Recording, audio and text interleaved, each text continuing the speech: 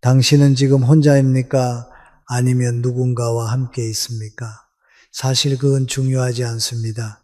왜냐하면 당신은 결국 혼자이기 때문입니다. 이 말이 불편하시다면 그것이 바로 당신이 지금 괴로운 이유입니다. 쉰을 넘기고 예순을 바라보면서 우리는 점점 더 외로워집니다. 배우자는 옆에 있어도 대화가 줄어들고 자식들은 각자의 삶에 바쁩니다. 친구들과 만나도 예전 같지 않고 모임에 가도 마음 한구석은 허전합니다. 이상하지 않습니까? 사람들 속에 있어도 외롭고 집에 돌아와도 공허합니다. 밤이 되면 더 심해집니다. 누워서 천장을 바라보면 문득 이런 생각이 듭니다. 나는 누구인가? 나는 지금 어디로 가고 있는가? 이 외로움의 정체는 무엇인가? 많은 여러분이 이 고독을 견디지 못해 방황합니다. 어떤 분은 자식들에게 과도하게 집착합니다. 전화를 자주 걸고 찾아오길 바라고 관심을 요구합니다. 그럴수록 자식들은 부담스러워하고 더 멀어집니다. 어떤 분은 새로운 인연을 찾아 나섭니다. 등산 모임, 댄스 교실, 봉사활동을 전전하며 누군가를 만나려 합니다. 하지만 거기서도 진짜 마음을 나눌 사람은 없습니다. 겉으로만 웃고 떠들 뿐 집에 오면 똑같이 외롭습니다. 더 안타까운 경우도 있습니다. 외로움을 못 견뎌 잘못된 사람에게 의지하는 경우입니다. 노후 자금을 노리는 사람, 착한 척하며 접근하는 사람, 의지하게 만들고 이용하는 사람, 뉴스에서 보는 그런 일들이 왜 일어날까요? 바로 고독을 견디지 못했기 때문입니다. 우리는 평생 누군가와 함께 살았습니다. 부모님과 형제와 배우자와 자식과 함께였습니다. 그래서 혼자라는 사실을 받아들이기 어렵습니다. 하지만 진실은 명확합니다. 우리는 태어날 때도 혼자였고 죽을 때도 혼자입니다. 아무리 사랑하는 사람이 곁에 있어도 내 고통은 내가 겪고 내 죽음은 내가 맞이합니다. 이 단순한 진리를 외면하기 때문에 우리는 더 괴롭습니다. 혼자라는 사실을 인정하지 못하니까 계속 누군가에게 기대려 하고 실망하고 상처받는 겁니다. 오늘 이 이야기는 당신을 더 외롭게 만들려는 것이 아닙니다. 오히려 자유롭게 만들려는 것입니다. 혼자임을 받아들일 때 비로소 평화가 옵니다. 혼자 설 줄 알 때 비로소 관계도 건강해집니다. 혼자 행복할 줄 알 때 비로소 눈을 감는 그날까지 당당할 수 있습니다. 지금부터 그 이야기를 시작하겠습니다. 제 이야기가 여러분에게 유익하다고 생각하시면 댓글에 네라고 적어주세요. 유익하지 않다면 노라고 적어주세요. 여러분의 솔직한 의견이 제가 더 발전하는 힘이 됩니다. 이 영상이 도움이 되신다면 구독과 좋아요 부탁드립니다. 끝까지 보시면 인생이 달라지는 지혜를 얻으실 겁니다. 이제 한 분의 이야기를 들려드리겠습니다. 일원을 바라보는 김순희 할머니의 이야기입니다. 순희 할머니는 평생 혼자인 적이 없었습니다. 20에 결혼해서 50년을 남편과 함께 살았습니다. 아들 둘, 딸 하나를 키우며 바쁘게 살았습니다. 손주 돌보기까지 쉴 틈이 없었습니다. 그런데 68 되던 해 남편이 갑자기 쓰러졌습니다. 뇌출혈이었습니다. 병원에서 며칠을 버티다 남편은 세상을 떠났습니다. 순희 할머니는 그제야 깨달았습니다. 50년을 함께 살았어도 결국 남편은 혼자 갔다는 것을 장례를 치르는 동안 자식들이 곁에 있었습니다. 하지만 장례가 끝나자 모두 각자의 집으로 돌아갔습니다. 큰아들은 서울에서 회사를 다니고 작은 아들은 부산에서 장사를 하고 딸은 대구에서 살았습니다. 모두 자기 가족이 있고 자기 생활이 있었습니다. 순이 할머니는 홀로 시골집에 남았습니다. 처음 한 달은 그저 멍하니 시간을 보냈습니다. 남편이 앉던 자리를 보고 남편이 신던 신발을 보고 남편이 쓰던 물건들을 보며 울었습니다. 2달째부터는 외로움이 밀려왔습니다. 밤이 무서웠습니다. 텅 빈 집에서 혼자 자는 것이 너무 무서웠습니다. 그래서 순이 할머니는 자식들에게 자주 전화를 걸기 시작했습니다. 하루에 2번, 3번씩 전화를 걸었습니다. 처음에는 자식들이 다정하게 받았습니다. 하지만 점점 귀찮아하는 기색이 역력했습니다. 전화를 받지 않는 날도 많아졌습니다.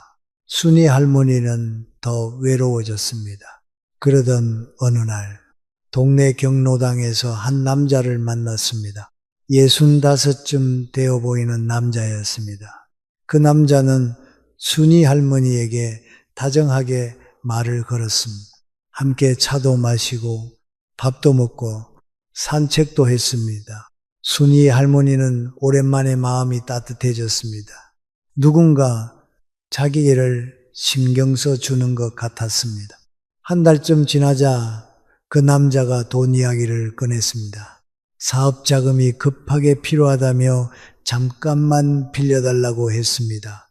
순이 할머니는 망설였지만 외로움이 판단을 흐렸습니다. 이 사람마저 이러면 또 혼자가 될 것 같았습니다.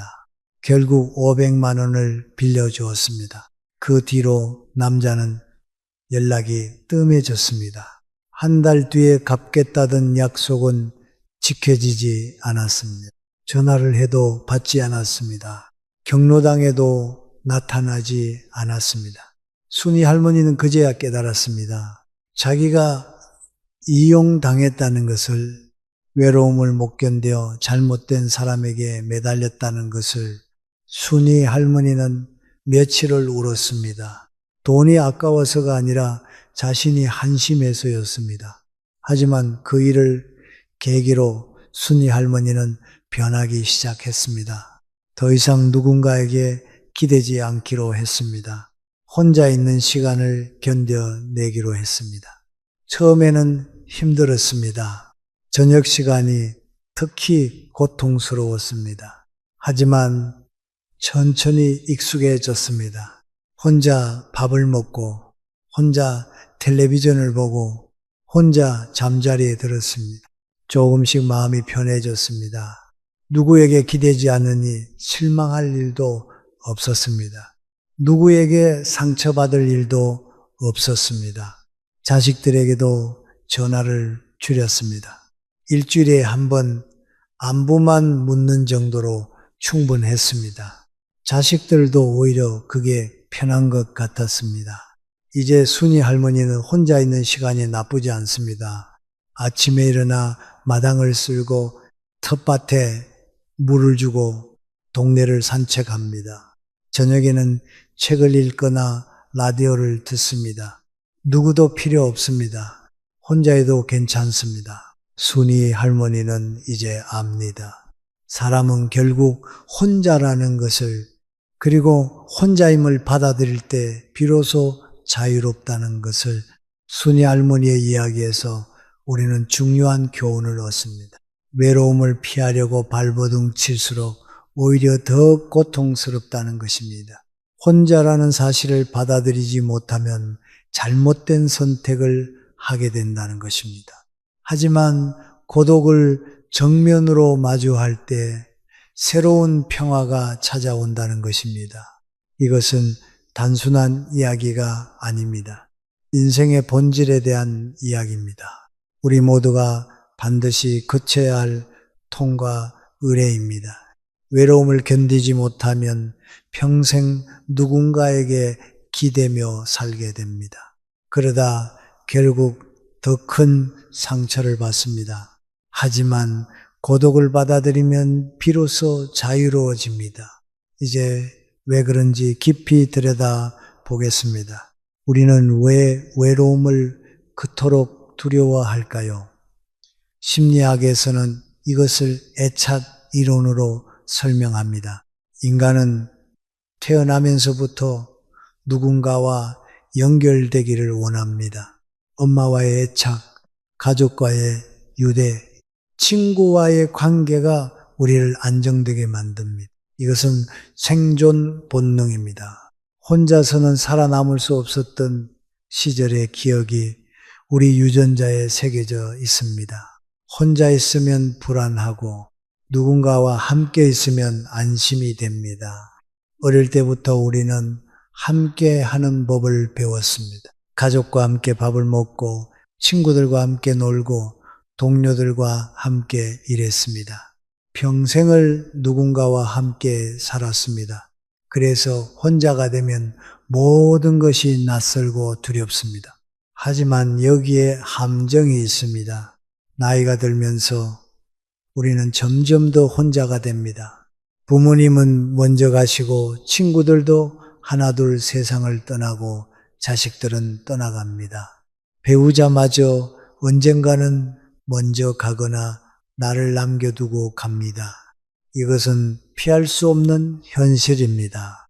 아무리 부정해도 아무리 외면해도 결국 그 시간은 찾아옵니다. 그런데 우리는 이 현실을 받아들이지 못합니다. 계속 누군가와 함께 있어야 한다고 믿습니다. 혼자 있으면 안 된다고 생각합니다. 그래서 외로움이 찾아오면 패닉에 빠집니다. 급하게 그 빈자리를 채우려고 합니다. 아무 사람에게나 매달리거나 자식들에게 집착하거나 새로운 관계를 강요합니다. 모임이라도 나가야 한다고, 사람을 만나야 한다고, 혼자 있으면 안 된다고 생각합니다. 하지만 이것은 해결책이 아닙니다. 오히려 문제를 더 키울 뿐입니다. 급하게 만든 관계는 깊이가 없습니다. 억지로 유지하는 관계는 피곤합니다. 기대를 품고 맺은 관계는 실망으로 끝납니다. 철학자들은 오래전부터 이 문제를 고민했습니다. 부처님은 이렇게 말씀하셨습니다. 무소의 뿔처럼 혼자서 가라. 이 말은 사람을 끊으라는 뜻이 아닙니다. 내 마음이 남에게 의존하지 말라는 뜻입니다. 혼자 설 수 있는 힘을 기르라는 뜻입니다. 다른 사람이 있어야만 행복하다고 생각하지 말라는 뜻입니다. 아들을 서양 철학자 쇼펜하우어도 비슷한 말을 했습니다. 고독할 수 있는 사람만이 진정으로 자유롭다고 했습니다. 혼자 있을 수 있는 능력이 없으면 평생 누군가에게 끌려다닌다고 했습니다. 남의 시선을 의식하고 남의 평가에 흔들리고 남의 기분을 맞추느라 내 삶을 잃어버린다고 했습니다. 이것은 모두 같은 이야기입니다. 고독은 두려운 것이 아니라 받아들여야 할 인생의 본질이라는 것입니다. 그런데 여기서 중요한 구분이 있습니다. 외로움과 고독은 다릅니다. 많은 사람들이 이 둘을 같다고 생각하지만 전혀 다릅니다. 외로움은 누군가가 필요한데 없을 때 느끼는 결핍감입니다. 빈자리를 느끼는 것입니다. 누군가 그 자리를 채워주기를 바라는 마음입니다. 외로움 속에는 갈망이 있고 불안이 있고 초조함이 있습니다. 반면 고독은 혼자 있지만 평온한 상태입니다. 아무도 없지만 불편하지 않습니다.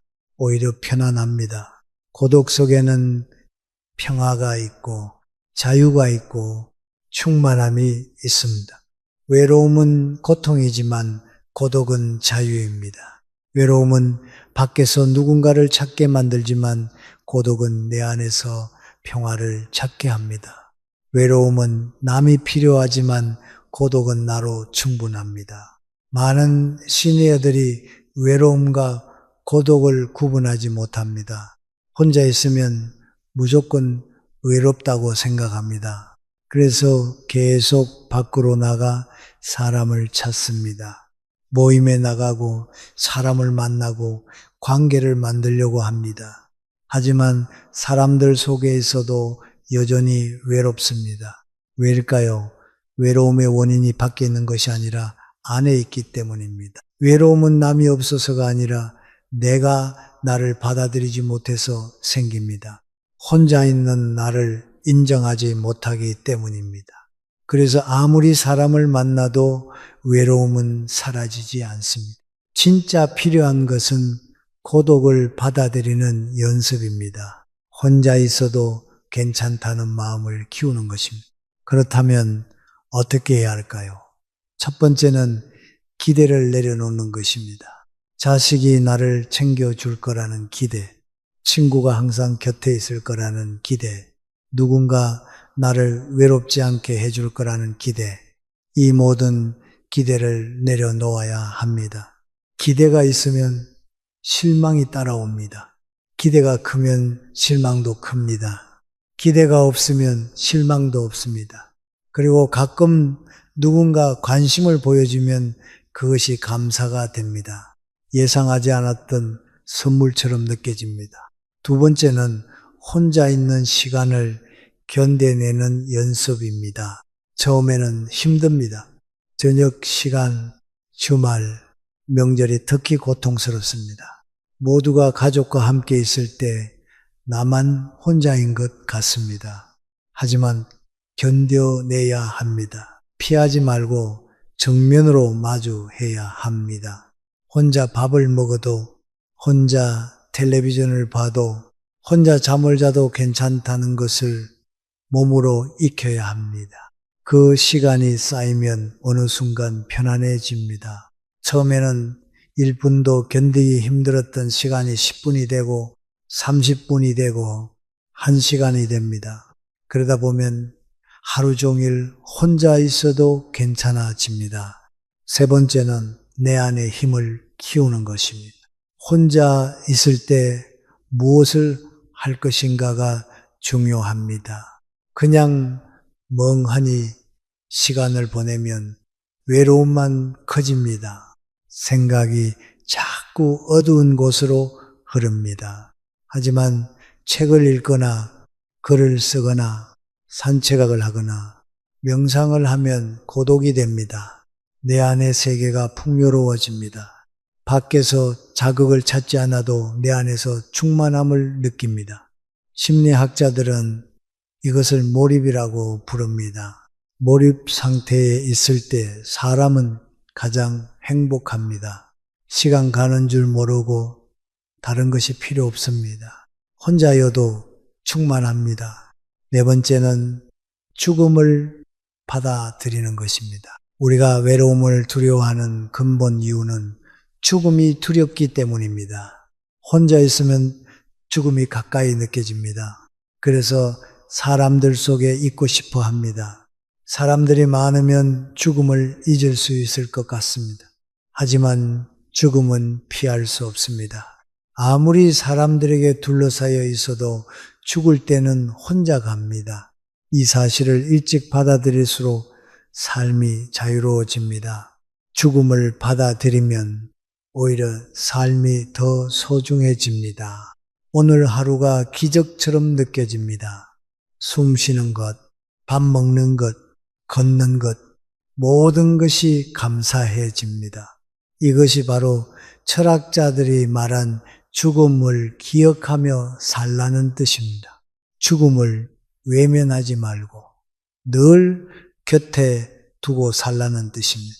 그럴 때 비로소 지금 이 순간을 온전히 살 수 있습니다. 이제 관점을 바꿀 때입니다. 혼자라는 것을 불행으로 보지 말고 자유로 봐야 합니다. 외로움을 피할 것이 아니라 고독으로 바꿔야 합니다. 누군가에게 기대는 삶이 아니라 혼자 서는 삶을 살아야 합니다. 이것은 냉정하거나 차가운 태도가 아닙니다. 오히려 가장 현명하고 성숙한 태도입니다.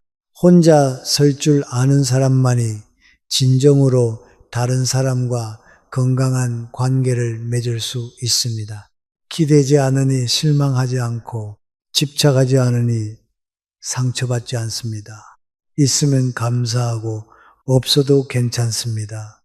이것이 진짜 자유입니다. 이것이 진짜 평화입니다. 지금까지 우리는 잘못된 방향으로 달려왔습니다. 외로움을 없애려고 애썼습니다. 하지만 외로움은 없앨 수 있는 것이 아닙니다. 받아들이고 변화시켜야 하는 것입니다. 외로움을 고독으로 바꾸는 것입니다. 그 방법을 이제부터 구체적으로 알려드리겠습니다. 혼자 행복하게 살다 눈 감는 법, 그 7가지를 지금부터 말씀드리겠습니다. 첫 번째, 아침 루틴을 만드세요. 혼자 사는 사람에게 가장 중요한 것은 규칙적인 생활입니다. 아무도 깨워주지 않고 아무도 챙겨주지 않습니다. 그래서 스스로 규칙을 만들어야 합니다. 아침에 일어나는 시간을 정하세요. 매일 같은 시간에 일어나세요. 일어나서 가장 먼저 물 한 잔을 마시세요. 그리고 가볍게 스트레칭을 하세요. 몸을 쭉 펴고 팔다리를 움직이세요. 창문을 열어 신선한 공기를 마시세요. 이 작은 행동들이 하루를 시작하는 힘이 됩니다. 루틴이 있으면 하루가 무너지지 않습니다. 아무리 외로워도 아무리 힘들어도 아침 루틴은 나를 지켜줍니다. 매일 같은 시간에 일어나고 같은 행동을 반복하면 마음이 안정됩니다. 혼란스러운 마음도 정리됩니다. 이것은 작은 행동이지만 큰 힘을 발휘합니다. 심리학자들도 이것을 강조합니다. 루틴은 안정감을 주고 불안을 줄이고 삶의 구조를 만든다고 합니다. 특히 혼자 사는 사람에게는 더욱 중요합니다. 두 번째, 걷는 시간을 가지세요. 하루에 30분만 걸으세요. 동네 한 바퀴, 공원 한 바퀴, 어디든 상관없습니다. 중요한 것은 매일 걷는 것입니다. 걸으면서 주변을 관찰하세요. 나무를 보고 하늘을 보고 사람들을 보세요. 계절의 변화를 느끼세요. 봄에는 꽃이 피고 여름에는 녹음이 우거지고 가을에는 단풍이 들고 겨울에는 눈이 옵니다. 이 모든 변화를 보는 것만으로도 위안이 됩니다. 걷는 동안에는 생각이 정리됩니다. 복잡했던 마음이 단순해집니다. 혼자 있어도 외롭지 않습니다. 자연과 함께 있으면 충분합니다. 몸을 움직이면 마음도 가벼워집니다. 걷기는 가장 쉽고 효과적인 고독의 치유법입니다. 연구 결과에 따르면 하루 30분 걷기만 해도 우울감이 줄어들고 행복감이 높아진다고 합니다. 특별한 도구도 필요 없고 돈도 들지 않습니다. 그저 걸으면 됩니다. 세 번째, 의미 있는 취미를 가지세요. 혼자 할 수 있으면서도 깊이 빠질 수 있는 취미가 필요합니다. 책 읽기, 글쓰기, 그림 그리기, 악기 연주, 텃밭 가꾸기 뭐든 좋습니다. 중요한 것은 그 시간 동안 온전히 집중할 수 있어야 한다는 것입니다. 취미에 빠져 있으면 시간 가는 줄 모릅니다. 외로움이 끼어들 틈이 없습니다. 내 안의 세계가 풍요로워집니다. 심리학자들은 이것을 몰입이라고 부릅니다. 몰입 상태에 있을 때 사람은 가장 행복합니다. 혼자여도 충만합니다. 다른 사람이 필요 없습니다. 취미는 단순한 시간 때우기가 아닙니다. 내 삶에 의미를 부여하는 것입니다. 내가 무엇을 좋아하는지, 무엇에 몰입하는지, 무엇을 할 때 행복한지 발견하는 과정입니다. 이것이 바로 나를 찾는 길입니다. 네 번째, 최소한의 관계는 유지하세요. 혼자 사는 것과 사람을 끊는 것은 다릅니다. 완전히 고립되면 오히려 해롭습니다. 일주일에 한 번 정도는 누군가와 만나세요. 자식이든 친구든 이웃이든 상관없습니다. 짧게라도 안부를 나누고 차 한잔 마시세요. 단 기대하지 마세요. 상대가 나를 채워줄 거라고 기대하지 마세요. 상대가 나를 행복하게 해줄 거라고 기대하지 마세요.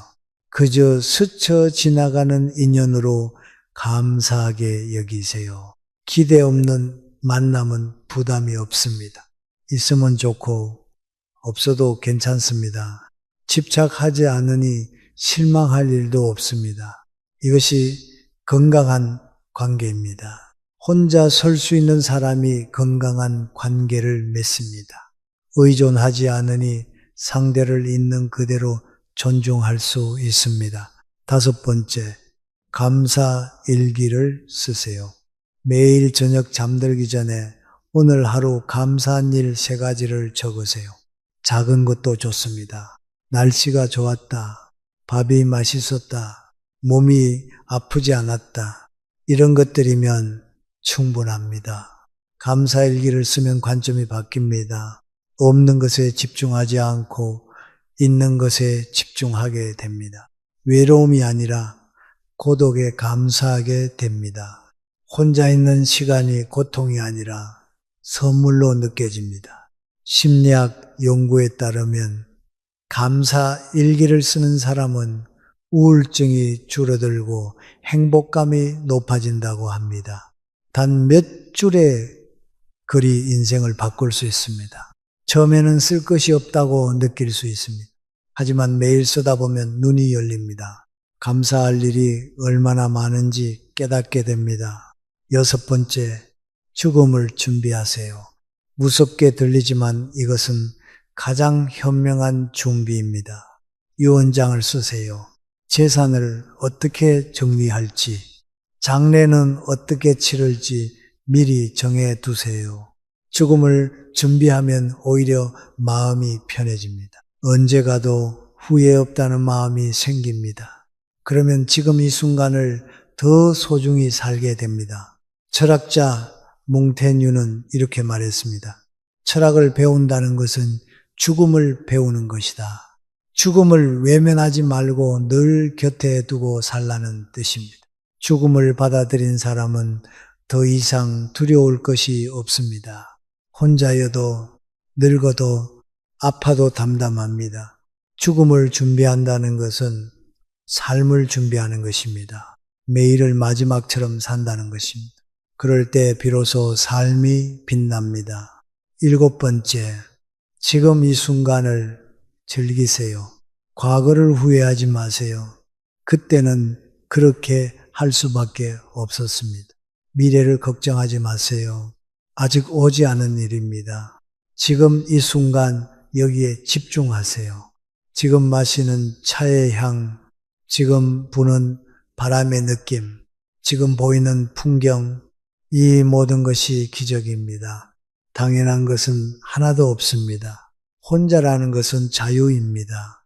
누구 눈치 보지 않고 누구에게 맞추지 않고 오롯이 나로 살 수 있는 시간입니다.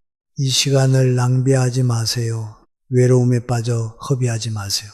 고독 속에서 나를 발견하고 나를 사랑하고 나를 완성하세요. 철학자 니체는 이렇게 말했습니다. 고독 속에서 자라지 않는 나무는 강한 나무가 될 수 없다. 우리는 지금 고독 속에 있습니다. 이것은 불행이 아니라 성장의 기회입니다. 혼자 서는 법을 배우는 시간입니다. 이 시간을 견뎌낸 사람만이 진정으로 자유로워집니다. 또 다른 철학자 키르케고르는 이렇게 말했습니다. 고독은 인간이 자기 자신과 만나는 유일한 길이다. 사람들 속에 있으면 나를 잃어버립니다. 남의 시선에 맞추고 남의 기대에 부응하느라 진짜 나를 잊습니다.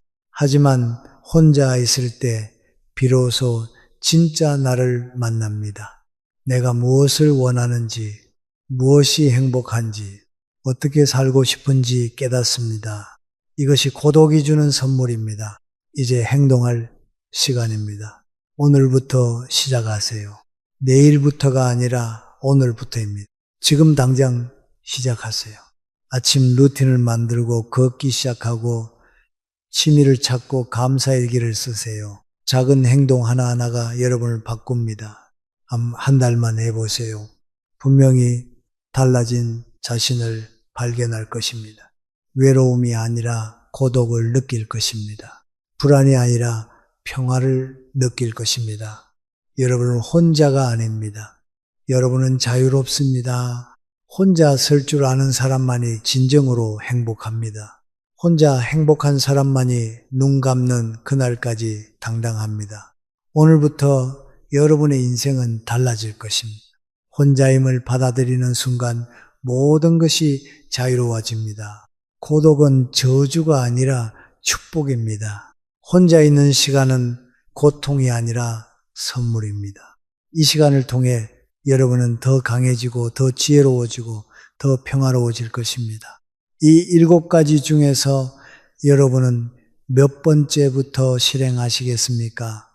댓글에 번호를 적어주세요.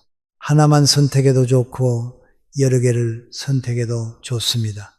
여러분의 참여와 다짐이 저에게 큰 힘이 됩니다. 그리고 이 영상을 보시는 모든 분들에게도 용기가 됩니다. 여러분의 댓글 하나하나가 다른 분들에게 영감을 줍니다. 함께 걸어가는 동행이 됩니다. 우리 함께 혼자여도 행복한 인생을 만들어 갑시다. 혼자서도 외롭지 않은 삶을 살아갑시다. 고독 속에서 평화를 찾고 자유를 누리고 행복하게 늙어갑시다.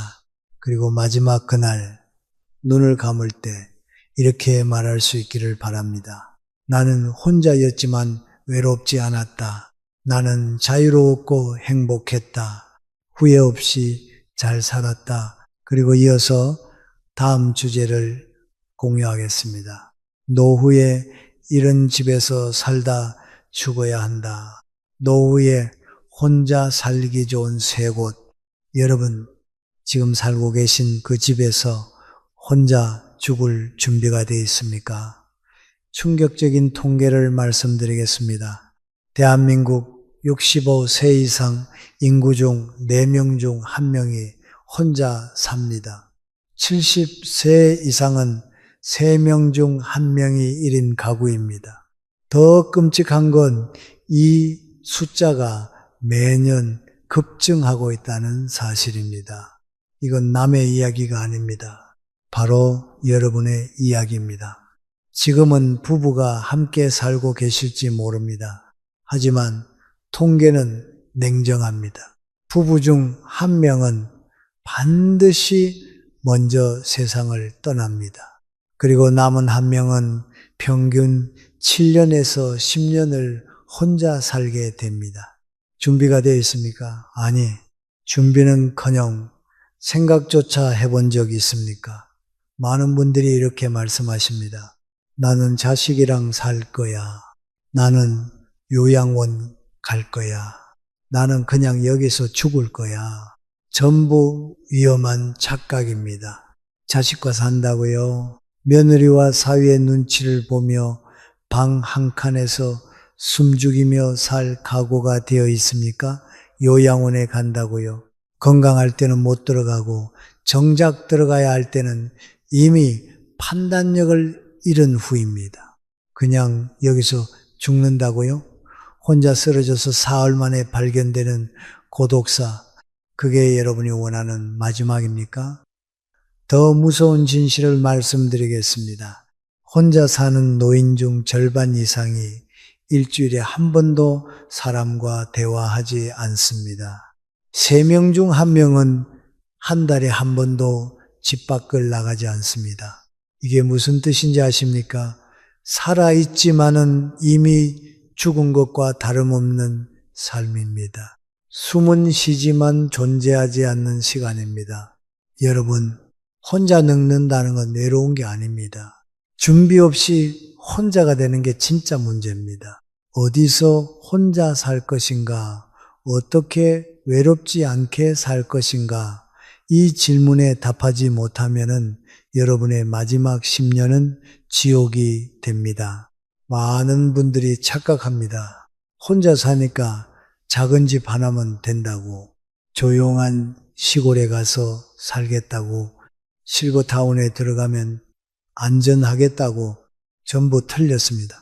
작은 원룸은 감옥이 되고, 시골집은 고립이 되고, 실버타운은 자유를 빼앗깁니다. 오늘 여러분께 생존 전략을 알려드리겠습니다. 노후에 혼자 살아도 절대 외롭지 않은 세 곳, 이건 단순한 부동산 정보가 아닙니다. 이건 혼자여도 인간답게 존엄하게 행복하게 살 수 있는 마지막 기회입니다. 잘못 선택하면 고립이 되고, 고립은 우울증이 되고, 우울증은 죽음으로 이어집니다. 하지만 제대로 선택하면 혼자여도 풍요롭고, 혼자여도 연결되고, 혼자여도 의미 있는 삶을 살 수 있습니다. 지금부터 제가 알려드리는 세 곳만 기억하십시오. 이 세 곳 중 하나만 제대로 선택해도 여러분은 마지막까지 후회 없이 살 수 있습니다. 절대 놓치지 마십시오. 이건 여러분 인생의 마지막 선택이 될 수도 있습니다. 오늘 제 이야기를 듣고 여러분께 유익하다고 생각되시면 댓글에 네라고 적어주세요. 유익하지 않다면 노라고 적어주세요. 여러분의 솔직한 반응이 제가 더 나은 콘텐츠를 만드는데 큰 힘이 됩니다. 오늘 영상이 도움이 되신다면 구독과 좋아요 꼭 눌러주세요. 여러분의 작은 응원이 더 좋은 이야기를 전하는 힘이 됩니다. 그리고 끝까지 시청해 주셔야 진짜 중요한 해답을 얻으실 수 있습니다. 마지막 순간까지 함께 해주세요. 많은 분들이 오해합니다. 혼자 산다는 건 고독하게 산다는 뜻이 아닙니다. 혼자 살지만 혼자가 아닌 삶이 얼마든지 가능합니다. 그 비밀은 바로 어디서 사느냐에 있습니다. 장소가 달라지면 혼자 사는 삶의 질이 완전히 달라집니다. 지금부터 실제 이야기를 들려드리겠습니다. 같은 혼자 사는 삶이지만 완전히 다른 결과를 만든 세 분의 이야기입니다. 첫 번째 이야기입니다. 73세에 남편을 먼저 보낸 윤정희 할머니가 있었습니다. 자식들이 모시겠다고 했지만 할머니는 거절했습니다. 눈치 보며 살고 싶지 않다고, 혼자서도 충분히 살 수 있다고 했죠. 그래서 선택한 곳이 강원도 산골 전원주택이었습니다. 공기 좋고 조용하고 아무도 간섭하지 않는 곳. 처음 한 달은 평화로웠습니다. 아침에 일어나 마당을 거닐고, 낮에는 텃밭을 가꾸고, 저녁에는 책을 읽었습니다. 이게 진짜 자유로운 삶이구나 싶었죠. 하지만 석 달이 지나자 상황이 달라졌습니다. 하루 종일 사람 소리 하나 들리지 않았습니다. 말을 할 일이 없어서 목소리가 갈라지기 시작했습니다. 밤이 되면 정막이 공포로 바뀌었습니다. 바람 소리, 벌레 소리, 그 모든 소리가 두려웠습니다. 장 보러 가려면 차로 40분을 가야 했고, 갑자기 가슴이 답답해도 도와줄 사람이 아무도 없었습니다. 어느 날 밤 할머니는 가슴 통증으로 119에 전화했습니다. 구급차가 도착하기까지 50분이 걸렸습니다. 다행히 큰 문제는 아니었지만 할머니는 그날 밤 깨달았습니다. 여기서 혼자 살다간 정말 혼자 죽겠구나. 결국 우울증 진단을 받고 1년 만에 서울로 돌아왔습니다. 할머니는 말했습니다. 혼자 사는 건 괜찮은데 혼자만 있는 건 견딜 수가 없더라고요. 두 번째 이야기입니다. 68세에 아내를 먼저 보낸 김동수 할아버지가 있었습니다. 자식들이 걱정해서 고급 실버타운 입주를 권했습니다. 혼자 사니까 관리받는 게 안전하겠다 싶어 할아버지도 동의했죠. 입주비로 5천만 원을 내고 들어갔습니다. 시설은 정말 훌륭했습니다. 식사도 나오고 청소도 해주고 간호사도 상주하고 응급 시스템도 완벽했습니다. 처음 2달은 천국 같았습니다. 하지만 반년이 지나자 할아버지는 이상한 느낌을 받았습니다. 자신이 점점 사라지는 것 같은 느낌이었습니다. 모든 게 규칙대로 돌아갔습니다. 아침 7시 식사, 오전 10시 운동, 오후 2시 프로그램, 저녁 6시 식사, 선택권이 없었습니다. 오늘 뭘 먹을지, 어디 갈지, 누굴 만날지 아무것도 스스로 정할 수 없었습니다. 무엇보다 주변에 노인들만 있었습니다. 젊은 사람도 아이들도 웃음소리도 활기도 없었습니다. 대화 주제는 병원, 약, 혈압 이야기뿐이었습니다. 할아버지는 스스로에게 물었습니다. 나 지금 사는 건가? 아니면 그냥 죽을 날만 기다리는 건가? 결국 5천만 원을 포기하고 나왔습니다. 안전하게 죽기 위한 곳이지 살기 위한 곳은 아니었어요. 세 번째 이야기입니다. 70일 새 남편과 사별한 박순옥 할머니가 있었습니다. 할머니는 신중하게 계획을 세웠습니다. 여러 곳을 답사하고 자료를 찾아보고 실제로 사는 사람들 이야기를 들었습니다. 그리고 선택한 곳이 서울 외곽 복지관 근처 소형 아파트였습니다. 복지관까지 걸어서 5분, 공원까지 3분, 마트까지 10분, 15평짜리 아파트는 혼자 살기에 딱 적당한 크기였습니다. 할머니의 하루는 이렇습니다. 아침 7시에 일어나 복지관으로 갑니다. 8시부터 요가 수업을 듣고 11시에 복지관 식당에서 친구들과 점심을 먹습니다. 도시락 1개 가격에 영양 있는 식사를 할 수 있습니다. 오후에는 공원을 천천히 산책합니다. 같은 시간에 산책하는 사람들과 인사를 나누고 이야기를 나눕니다. 저녁에는 아파트 문화센터에서 서예를 배웁니다. 일주일에 2-3번은 같은 아파트에 혼자 사는 친구들과 번갈아 집에서 차를 마십니다. 할머니는 말합니다. 혼자 살지만 외롭지 않아요. 매일 만날 사람이 있고 갈 곳이 있으니까요. 집은 작지만 삶은 오히려 더 넓어졌어요. 세 분의 이야기가 우리에게 주는 교훈은 분명합니다. 혼자 사는 것과 고립되는 것은 완전히 다릅니다. 윤정희 할머니는 혼자 살면서 고립되었습니다. 아름다운 자연 속에 있었지만 사람과의 연결이 끊어졌습니다. 그 결과는 우울증과 공포, 그리고 결국 그곳을 떠나야 하는 실패였습니다.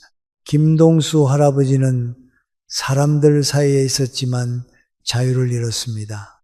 안전했지만 살아있다는 느낌을 잃어버렸습니다. 규칙과 시스템 속에서 자신이 점점 사라지는 경험을 했습니다. 박순옥 할머니는 혼자 살면서도 연결되어 있었습니다. 작은 집에 살았지만 세상과 관계 맺으며 풍요롭게 살았습니다. 매일 의미 있는 일상을 만들어 갔습니다. 차이가 뭘까요? 바로 구조입니다. 환경입니다. 시스템입니다. 혼자 살더라도 외롭지 않게 만들어주는 조건이 있느냐 없느냐의 차이입니다. 단순히 집의 문제가 아니라 삶의 설계 문제입니다. 이제 철학적이고 심리학적인 관점에서 깊이 살펴보겠습니다. 프랑스 철학자 사르트르는 유명한 말을 남겼습니다. 타인은 지옥이다. 젊을 때는 이 말이 맞을 수도 있습니다. 타인의 시선, 타인의 간섭, 타인의 기대가 우리를 괴롭히니까요. 하지만 노년에는 이 말을 완전히 뒤집어야 합니다. 타인의 부재가 진짜 지옥입니다. 아무도 나를 보지 않고, 아무도 나를 기억하지 않고, 아무도 나에게 말을 걸지 않는 것. 그게 진짜 지옥입니다. 독일 철학자 마르틴 하이데거는 인간을 세계 내 존재라고 정의했습니다. 우리는 세계와 분리된 존재가 아니라 세계 안에서 관계 맺으며 존재한다는 뜻입니다. 혼자 있어도 세상과 연결되어 있으면 우리는 존재합니다. 하지만 아무리 사람들 속에 있어도 연결이 끊어지면 우리는 존재하지 않는 것과 같습니다. 심리학 연구가 이를 명확히 증명합니다. 미국 브리검영대학교 연구팀이 30만 명을 대상으로 70년간 추적 조사한 결과가 있습니다. 사회적으로 고립된 사람은 그렇지 않은 사람보다 조기 사망 위험이 50% 높았습니다. 이건 하루 담배 15개비를 피우는 것과 같은 수준입니다. 비만보다 위험하고 운동 부족보다 치명적이고 고혈압보다 무섭습니다. 외로움은 단순한 감정이 아니라 생명을 위협하는 질병입니다. 반대로 혼자 살아도 사회적 관계가 탄탄한 노인은 건강 수명이 평균 10년 더 길었습니다. 매일 누군가와 대화하고 함께 식사하고 같이 웃는 경험, 그게 우리를 살립니다. 뇌과학도 같은 이야기를 합니다. 고립된 상태에서 사는 노인의 뇌를 MRI로 촬영하면 실제로 뇌가 위축되어 있습니다. 특히 해마와 전두엽, 기억과 판단을 담당하는 부위가 줄어듭니다. 스트레스 호르몬인 코르티솔 수치는 높아지고 행복 호르몬인 세로토닌 수치는 낮아집니다. 면역력이 떨어지고 염증 수치가 올라가고 모든 질병에 취약해집니다. 반대로 활발한 사회활동을 하는 노인의 뇌는 나이가 들어도 활성화되어 있습니다. 새로운 사람을 만나고 새로운 활동을 하고 새로운 자극을 받으면 뇌가 계속 성장합니다. 70세, 80세에도 뇌는 변화하고 발전할 수 있습니다. 단 조건이 있습니다. 연결되어 있어야 합니다. 결론은 명확합니다. 외로움은 질병입니다. 하지만 홀로 있음은 선택입니다. 우리는 혼자 살면서도 외롭지 않을 수 있습니다. 그 비밀은 장소에 있습니다. 어디서 사느냐가 어떻게 사느냐를 결정합니다. 이제 보편적 메시지로 확장해 보겠습니다. 이건 비단 지금 혼자 사시는 분들만의 문제가 아닙니다. 부부가 함께 사시는 분들도 반드시 준비해야 합니다. 왜냐고요? 통계적으로 부부 중 한 명은 반드시 먼저 세상을 떠나기 때문입니다. 그리고 남은 배우자는 평균 7년에서 10년을 혼자 살게 됩니다. 여성의 평균 수명이 남성보다 6년 더 길기 때문에 대부분 아내가 남습니다. 70대 이상 여성 중 절반 이상이 홀로 삽니다. 이건 피할 수 없는 현실입니다. 그렇다면 지금부터 준비해야 합니다. 두 사람이 함께 살 집이 아니라 한 사람이 혼자 살아도 괜찮은 집을 준비해야 합니다. 더 넓은 관점에서 보면 이건 우리 사회 전체의 문제이기도 합니다. 대한민국은 세계에서 가장 빠르게 늙어가는 나라입니다. 2040년이 되면 노인 인구가 전체의 35%를 넘습니다. 3명 중 1명이 노인인 사회가 옵니다. 그중 절반 가까이가 혼자 살게 됩니다. 2천만 명이 넘는 노인이 혼자 사는 사회, 그 사회에서 우리는 어떻게 살아야 할까요? 자식에게 의지할 수도 없고 국가가 모든 걸 책임질 수도 없습니다. 결국 답은 하나입니다. 스스로 준비하는 것, 그리고 함께 하는 것, 혼자 살지만 고립되지 않는 시스템을 만드는 것, 서로 돌보고 지지하는 공동체를 만드는 것. 일본을 보십시오. 이미 그들은 노인 공동체 마을을 만들어 함께 살아가고 있습니다. 서로 돌보고 서로 지지하며 외롭지 않게 늙어가는 시스템을 구축했습니다. 네덜란드에는 호그백이라는 치매 마을이 있습니다. 치매 노인들이 자유롭게 살면서도 안전하게 보호받는 공동체입니다. 덴마크에는 실버타운이 아니라 세대 통합형 마을이 있습니다. 노인, 청년, 아이들이 함께 살며 서로 돕는 구조입니다. 우리도 이제 시작해야 합니다. 혼자 준비하는 것이 아니라 함께 준비해야 합니다. 이제 행동으로 전환할 시간입니다. 질문을 바꿔야 합니다.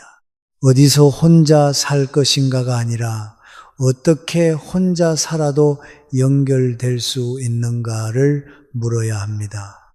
무엇을 가질 것인가가 아니라 누구와 어떻게 관계 맺을 것인가를 고민해야 합니다.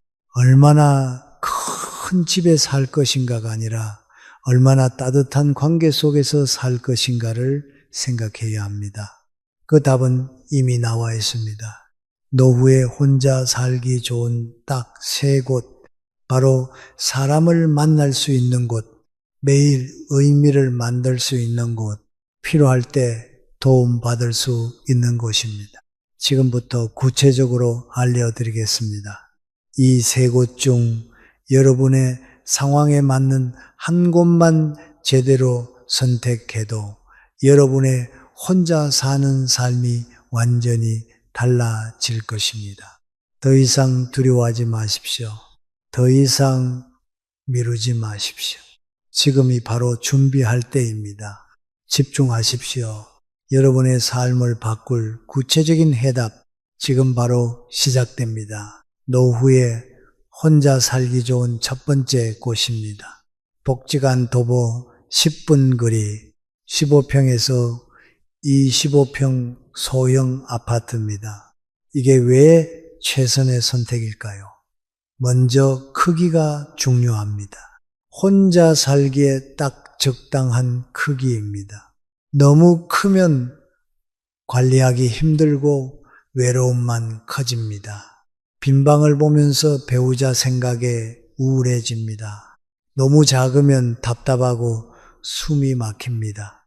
물건 놓을 곳도 없고 손님 초대할 공간도 없습니다.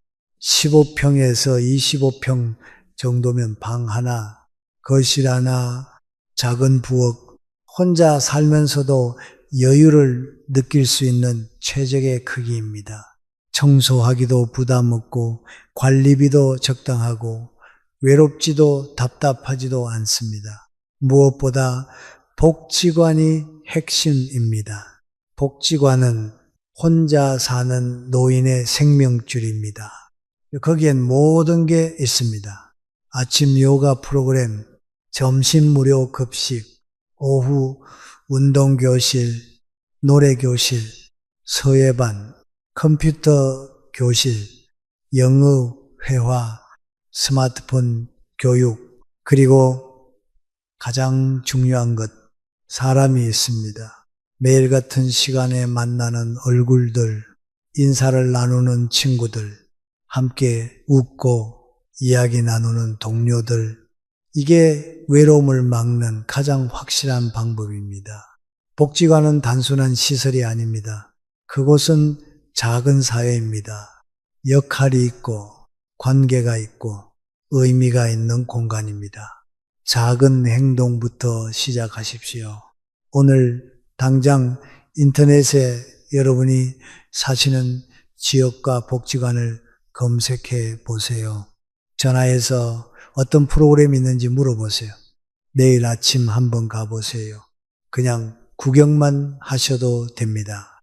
어떤 사람들이 오는지, 분위기가 어떤지, 나와 맞을지 보세요. 프로그램 하나만 신청해 보세요. 일주일에 3번만 나가보세요. 처음엔 낯설겠지만 한 달만 다니면 친구가 생깁니다. 3달 지나면 그곳이 여러분의 제2의 집이 됩니다. 그것만으로도 여러분의 혼자 사는 삶이 완전히 달라집니다. 노후에 혼자 살기 좋은 두 번째 곳입니다. 공원 바로 옆 저층 아파트 2층에서 3층입니다. 혼자 살 때 가장 중요한 게 산책입니다. 매일 걸을 수 있는 환경이 약보다 중요합니다. 공원이 가까우면 걷기가 의무가 아니라 기쁨이 됩니다. 나무 그늘 아래 벤치에 앉아 햇살을 쬐고 새소리를 듣고 지나가는 사람들을 바라보는 시간, 그게 우리를 사람답게 살게 해주는 시간입니다. 그리고 저층이 중요합니다. 엘리베이터가 고장 나도 계단으로 오르내릴 수 있는 높이여야 합니다. 2층이나 3층이면 무릎이 안 좋아도 충분히 다닐 수 있습니다. 화재나 정전 같은 비상 상황에서도 안전합니다. 독일 철학자 프리드리히 니체는 이렇게 말했습니다. 모든 위대한 생각은 걸으면서 떠오른다. 걷는다는 건 단순히 운동이 아닙니다. 생각하는 것이고 느끼는 것이고 살아있음을 확인하는 것입니다. 심리학자들도 강조합니다. 자연 속에서 하루 30분만 걸어도 우울증 증상이 50% 감소합니다. 혈압이 내려가고 스트레스 호르몬이 줄어들고 행복 호르몬이 증가합니다. 무엇보다 걷는 동안 우리는 고립되지 않습니다. 사람들과 마주치고 인사하고 세상과 연결됩니다. 관계를 가꾸는 습관을 만드십시오. 매일 아침 8시에 공원을 걸으세요.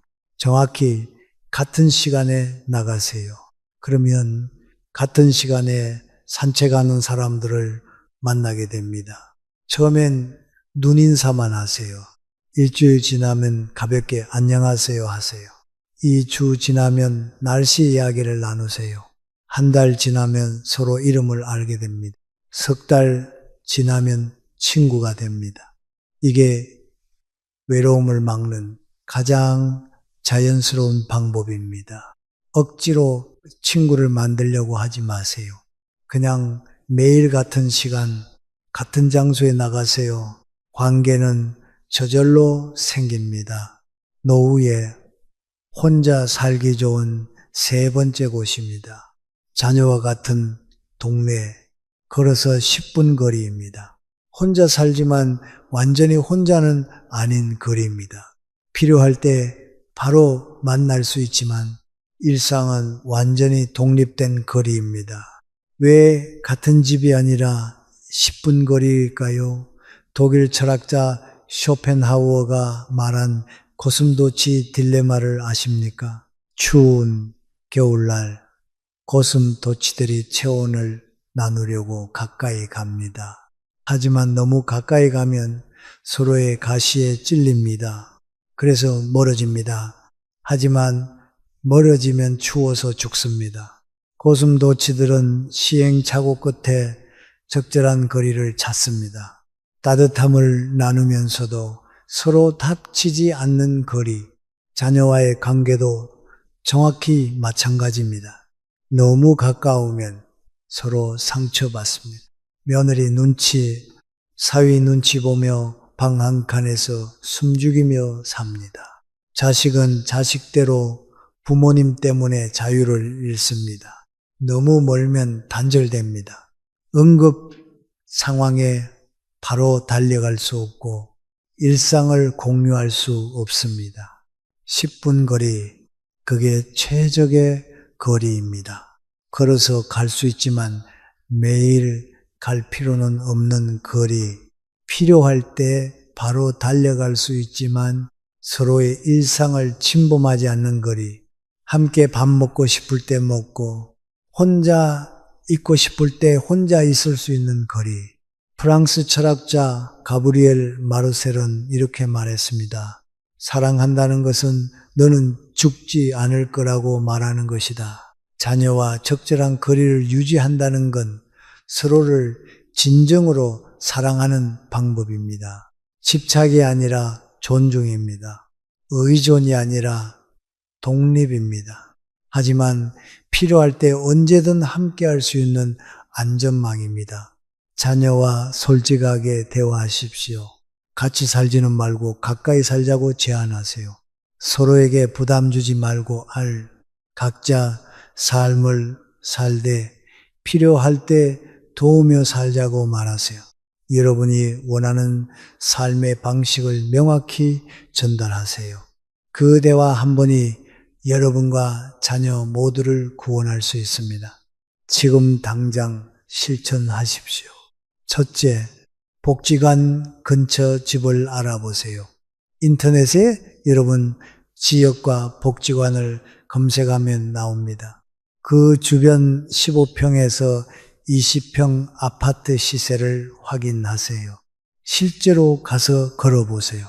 복지관까지 몇 분 걸리는지, 주변 환경은 어떤지, 마트는 가까운지 직접 느껴보세요.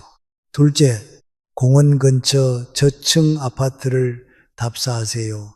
실제로 그 공원을 걸어보세요.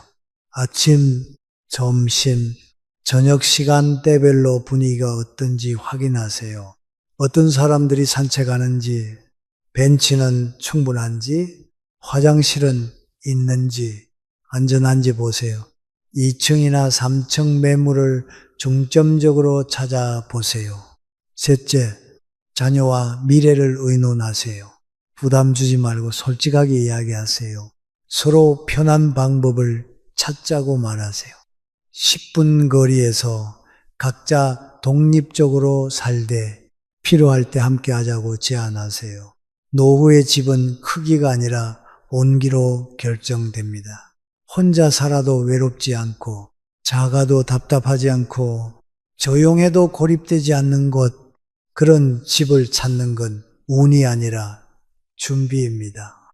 준비는 지식에서 시작해서 행동으로 완성됩니다. 오늘 여러분은 지식을 얻었습니다. 이제 행동만 남았습니다.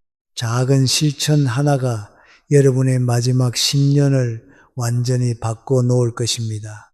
혼자 사는 노년이 두렵지 않습니다. 준비된 혼자 사는 삶은 오히려 자유롭고 풍요로울 수 있습니다.